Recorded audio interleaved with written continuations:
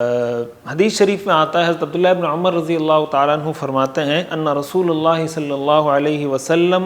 فرض زکاة الفطر من رمضان على كل نفس من المسلمین حر او عبد او رجل او امرأة صغیر او کبیر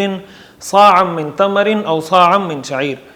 کہ رسول اللہ صلی اللہ علیہ وسلم نے صدقہ فطر ہر مسلمان جان پر لازم اور واجب قرار دیا ہے،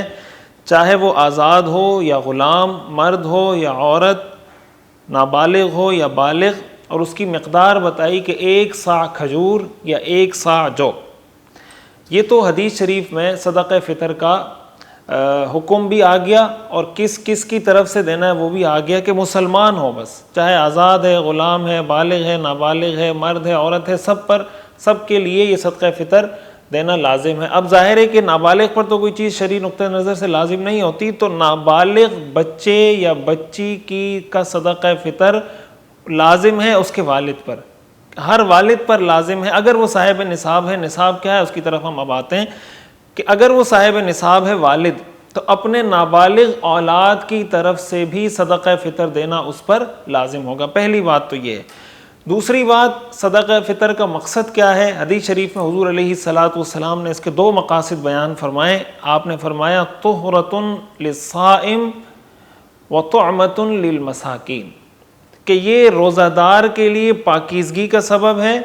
اور مساکین کے لیے ان کے منہ میں ایک لقمہ جانے کا سبب ہے۔ روزہ دار کے لیے پاکیزگی کا سبب ہونے کا مطلب یہ ہے کہ انسان سے رمضان میں مختلف قسم کی ظاہری کوتاہیاں ہوتی ہیں، غلطیاں ہوتی ہیں، کوئی شخص اللہ کی عبادت کا حق ادا نہیں کر سکتا۔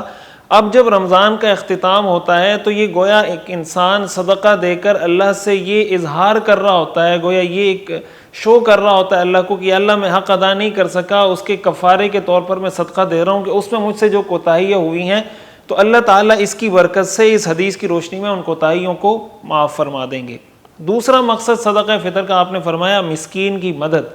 ظاہر ہے کہ جب آپ عید کرتے ہیں،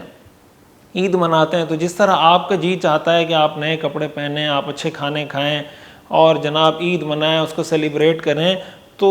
اسلام یہ کہتا ہے کہ آپ کے معاشرے کے غریب کو بھی عید کو سیلیبریٹ کرنے کا اتنا ہی حق ہے جتنا آپ کو حق ہے۔ جہاں آپ اپنے لیے نئے کپڑے خریدتے ہیں، جہاں آپ اپنے لیے اچھے کھانے خریدتے ہیں اور کوشش کرتے ہیں عید کو عام دنوں کے مقابلے میں تھوڑا بہتر انداز میں گزار سکیں، وہیں ایک اسلامی اور ایک مسلم سوسائٹی کی ذمہ داری ہے کہ اپنے معاشرے کے کمزور، نادار اور مستحق اور یتیم اور بیواؤں کا خیال رکھے اور ان کو بھی اپنی عید کی خوشیوں میں شریک کرے۔ کہیں ایسا نہ ہو کہ یہاں پر تو جناب آپ 6 سوٹ سلوا کے بیٹھے ہوئے ہیں اور آپ کے پڑوس میں ایسے لوگ ہیں جن کے پاس پہننے کے لیے کوئی اچھے صاف ستھرے کپڑے موجود نہیں، آپ تو جناب 10 ڈشیں کھا رہے ہیں اور آپ کے پڑوس میں کھانے کے لیے ان کے پاس کچھ نہیں فاقے کر رہے ہیں۔ یہ ایک مسلمان کی شان نہیں ہونی چاہیے۔ حضور علیہ الصلاۃ والسلام نے یہ صدقہ فطر کا مقصد بتایا ہے۔